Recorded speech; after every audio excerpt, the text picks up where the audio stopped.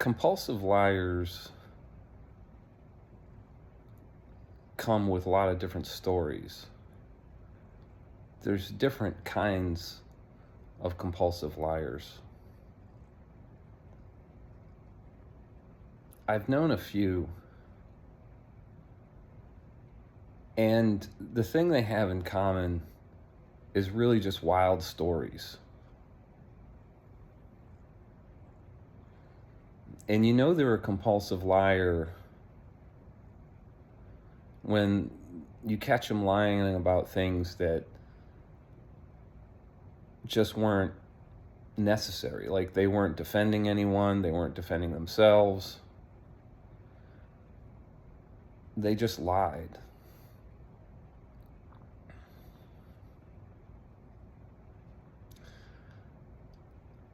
Those kind of compulsive liars who invent all kinds of stories,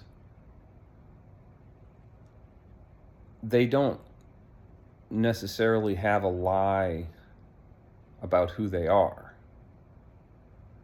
So their lies are kind of disposable as long as the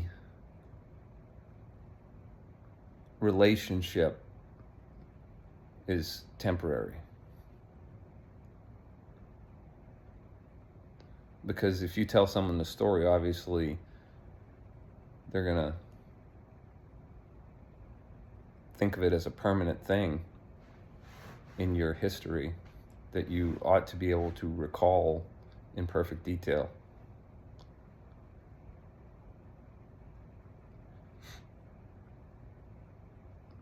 But some of the stories just aren't important enough.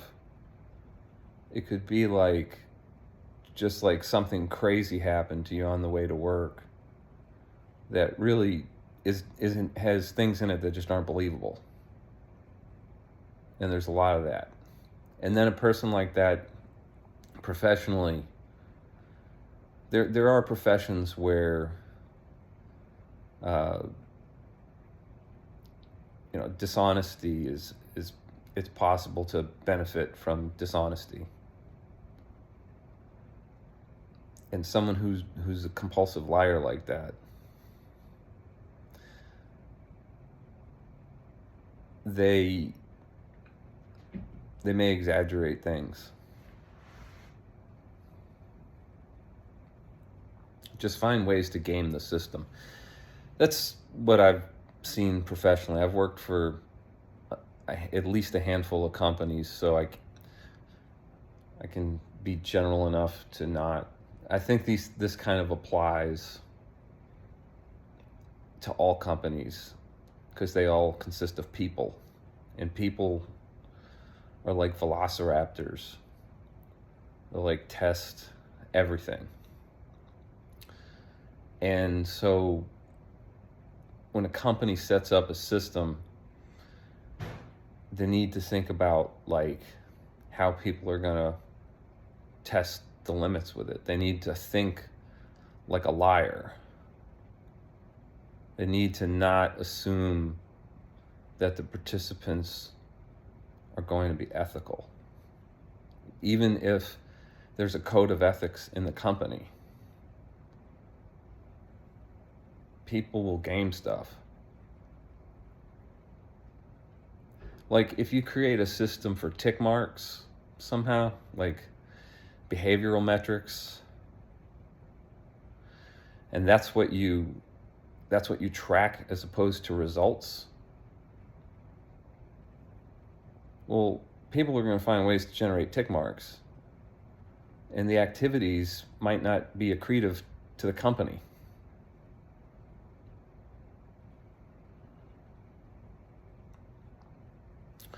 Or if you give any kind of incentive to a non-revenue producing product, like it doesn't generate a fee, but you're giving your salespeople some kind of credit for it, but there's some belief that there's value in this thing or in the client having the thing. Well, that thing is going to get like gamed and attached to everything.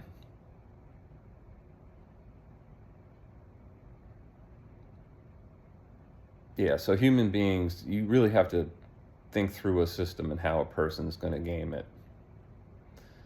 And you have to find ways to validate things. If you can't validate something, you really can't incent on it. Otherwise, it will just totally get gamed. And yeah, it's like the top producers are just the ones who figured out how to game it the best. That's not always the case. I'm not saying that's like every sales team. I'm just saying there are certain professions where things can be gamed, or maybe every profession, I don't know. But there's always individuals among all of us who will be dishonest and game it. I remember when I was in high school, one of the coaches, I'm talking about putting the locks on your lockers. He said, there are thieves among us. And there always are. And a person who is a thief, it's kind of like being a liar. Like, they'll lie about anything. A thief will steal anything. And they'll steal it from just about anyone. I haven't really seen where there's an exception where they won't steal who they won't steal from. I think they're thieves who will just steal from anyone. And it can be anything. So they're not really doing it because they need the thing. It's just like a pathology. I mean, I know there's a term for it. Kleptomania. But lying is similar. So, of the compulsive liars, you have the type that they don't build an identity around their lies. They're just kind of lies that they use in conversation to entertain people, maybe, to draw attention to themselves. Because really, attention is kind of a commodity. There's energy that follows attention. If a person is really in their own head and deep in their own inner narrative, they're kind of cut off from source, from the present, really, because their attention is in the shade, kind of apart from the light of the moment. But when they get someone's attention, it captures their attention and they feel a connection, and there's an alignment with the moment. And there's actually an alignment with the truth because there's no thinking going on. There's just experiencing the reality of what is. So to get that hit of attention from other people, they just want to tell something outrageous. Because they're otherwise kind of cut off in their emotions. They're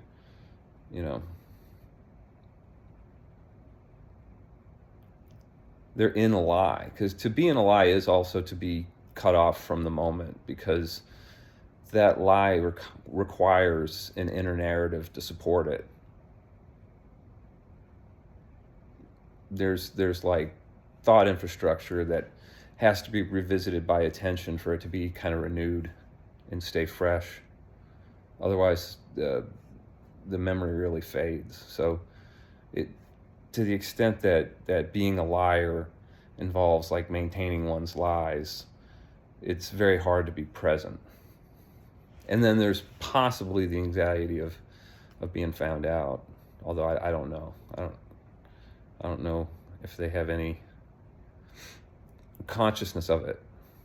Like, maybe in hindsight, at some point, if somebody kind of were to awaken after being a liar like that. Because to be present, sort of perpetually present, it's like noise in a quiet room, right? So what appears in a quiet room is going to be a lot louder. It's going to stand out a lot more versus a room that's quite noisy. So if a person through spiritual practice like meditation, um, and surrender, um, have discovered sort of the connection between presence and state of being, then the opportunity cost of living in a lie, that would be known.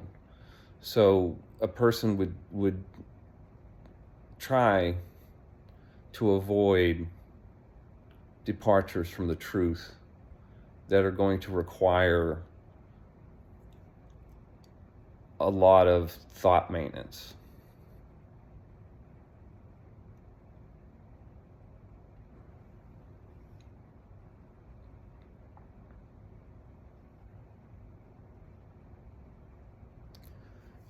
But the liars who build an identity around it, they're different.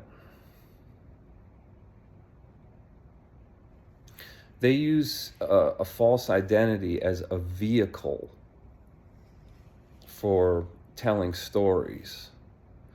So they make up this character who has some kind of special knowledge or ability, and then they run that character through all these scenarios. And so that's like their vehicle for their compulsive lie. And they just don't live in the truth. They probably believe their lies. They identify with their lies. They identify with that character. It's who they become. Like it just consumes their personality. It becomes them. It is a lie.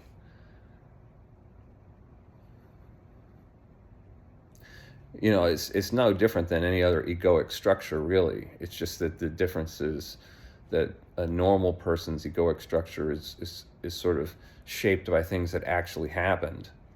And then a compulsive liar who builds an identity out of the lies, that stuff only happened in their head. A person who is consumed by like a false identity like that, also one trait is that, versus a person who actually could say those things truthfully, they're gonna express that identity a lot more than someone who's just a regular person who happens to have those experiences. It doesn't necessarily become them. Like there are people who can do like great and important things and have it not become their identity. And then there are people who could do like nothing and then just like make up doing that, and then it just like it's all they talk about.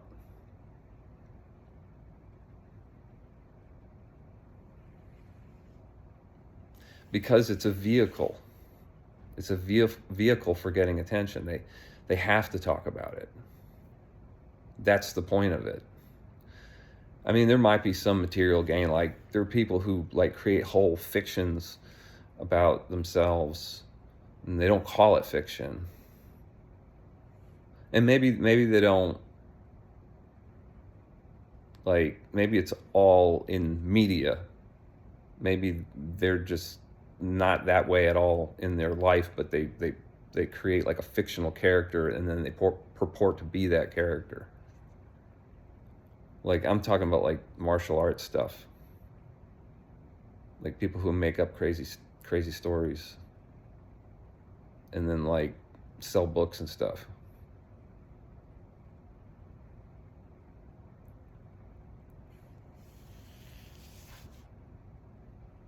I don't know, but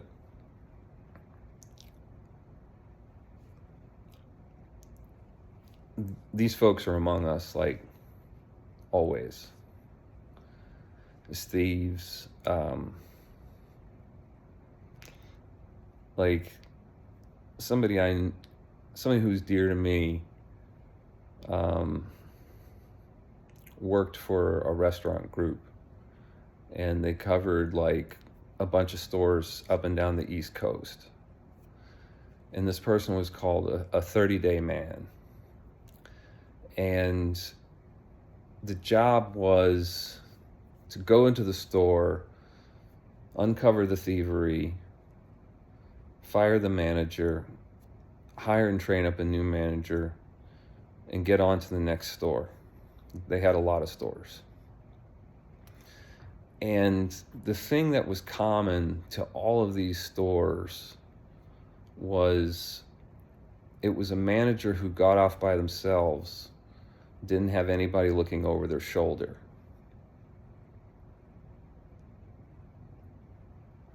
You know, your character, they say, is what you do when nobody's looking, or in doing something for which there's no material gain. But yeah, like, these folks got off by themselves and they kind of justify it. There was one guy who, like, this was a franchise, but this guy actually, like, hollowed out the restaurant he managed for somebody else and, like, built another restaurant down the road and, like, filled it with all the stuff. Like, unbelievable.